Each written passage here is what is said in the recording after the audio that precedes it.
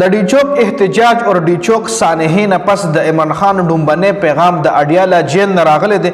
عمران خان په دغه پیغام کې څه خبرې کړې دي؟ عمران خان ویلي دي چې په یو حال کې هم نه رستو کېږم او نه زما قوم رستو کېږي. دې نه علاوه بیرستر ګوهر چې پرون کمې خبرې د عمران خان حوالې سره کړې وي هغې کې کمې خبرې بیرستر ګوهر دروغ کړي دي. نن د عمران خان چې کمې خبرې د جیل نه راغلي دي او بیرستر ګوهر چې کمې خبرې کړې وي هغې کې به تاسو له خپله فرق معلوم شي چې بیرستر ګوهر کمې خبرې دروغ کړې وي. علیما خان ولی عمران خان سره ملاقات ته نه پریږدي. د پی ټی آی د 96 رهنماو د گرفتاری وارنټ هم جاری شوی دی.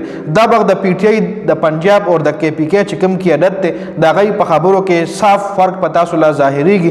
ځکه بیرستر ګوهر پرون چې کم بیان کړو هغه کې ډیر زیات دروغ هم بیرستر ګوهر ویلي دي. دا ټول تفصيلات در سره په دې ویډیو کې شریک کوم. نو ویډیو خپل هم مکمل وګورئ او مخکې ملګرو سره ضرور شریک کړئ.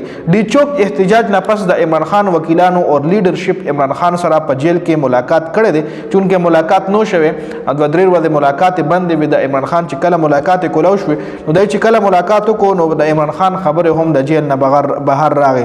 پرون دا خبر هم راغله چې عمران خان ته جیل کې سہولیات نه ملاويږي. ټي وي اخبار ور باندې بند کړل شوی دي. نو عمران خان په دې وجه باندې د بهر حالاتونه نه خبريږي.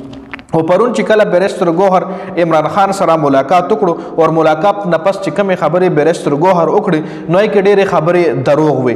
عمران خان ویلي دي چې سانحه هاډي چوک باندې زه ډېر زیات انتهایی خفه یم او د دې شهیدانو وینه به نه ضایع کیږي او موږ په هر ځای کې د دې شهیدانو دپاره اواز اوچتو. اقوام متحده کې به هم موږ د دې شهیدانو دپاره اواز اوچتو. بیرستر ګوهر چې کومې خبرې کړې وي پرون په جیل کې نو هغه بدلې وي او عمران خان چې کومې خبرې نن راغلي دي هغې کې ډېر زیات فرق دی.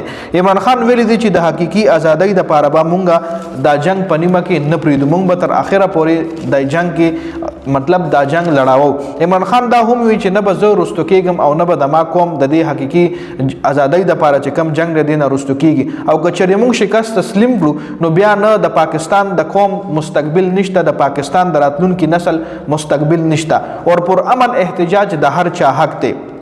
او په 9 مئی چې کم زمونږ 25 کارکنان شهید شوي نو اوس هم زمونږ په کارکنانو باندې ګولۍ چلیدلې دي او زمونږ کارکنان شهیدان کړل شوي دي.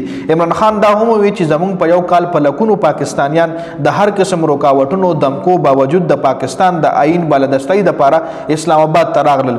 زمونږ کارکنان پر امن او بیا په هم دومره غټ ظلم وشو. دې ځل د شلینګ او د ربړ ګولو نه علاوه په سیده فایرنګ هم شوی دی او ډاکټرانو دا خبره ویریفاید کړې ده چې دا کم کسان شهیدان شوي دي. د دای مرګ چې کم دی په ګولۍ باندې شوی دی. ډاکټرانو دا خبره ویریفاید کړې ده او په سونو کارکنان زخمیان هم دي او په درزنونو باندې شهیدان شوي دي. بل طرف ته پرون چې کم بیرستر ګوهر کم بیان کړو هغه په خپل بیان کې دا خبرې نه وې کړې. یو طرف ته پی ټی آی وایي چې زموږ 12 کسان شهید شوي دي او بل طرف ته نن عمران خان وایي چې زموږ په درزنونو کسان شهیدان شوي دي.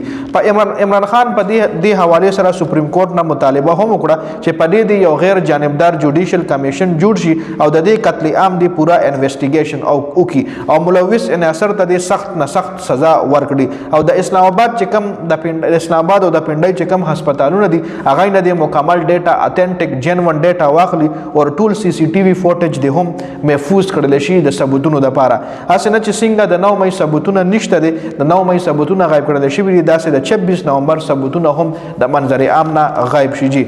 عمران خان د شهیدانو د لواحقین حواله سره وی خپل لیډرشپ لا چې تاسو د شهیدانو چې کم لواحقین دي دا غي چې کم فیملی ده دا غي مکمل خیال اوساتئ.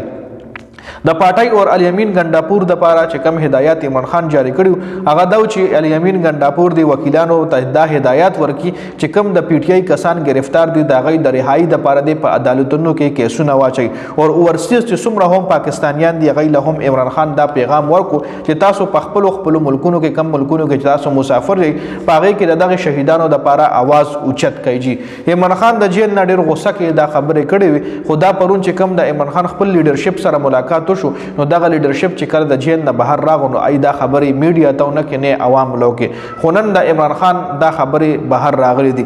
بل طرف ته د عمران خان خور د علیما خان هم عمران خان سره ملاقات نه کیږي او وجه دا خو د لکیږي چې د عمران خان خور وای زموږ ملاقات د عمران خان سره د ځکه نه کوي چې د یریږي چې اسنه د خپل خور په خپل باندې یا د خپل خور له عمران خان سره سیکرټ پیغام ورکي یا عوام له پیغام ورسي.